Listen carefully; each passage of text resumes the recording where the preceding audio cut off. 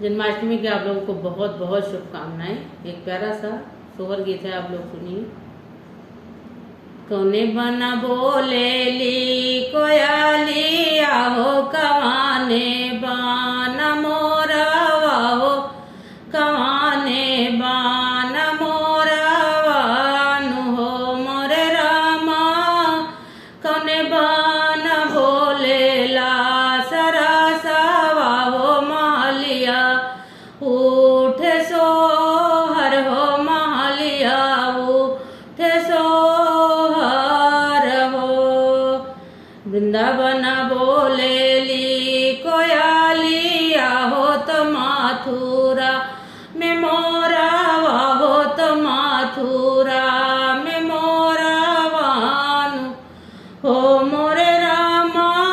जमुना में बोलेला सरसवा हो मालिया, उठे सोहर हो मालिया, उठे सोहर हो मोरे रामा।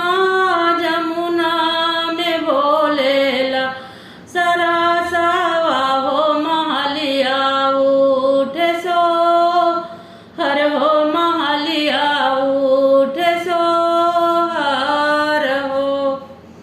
कहाँ पे बाजेला बजाना हो तो बाटे ला खजाना, हो तो बाटे ला खजाना नु हो मोरे रामा। कहाँ पे रोवेला ललाना हो मालिया, उठे सोहर हो माली, उठे सोहर हो। नंद घर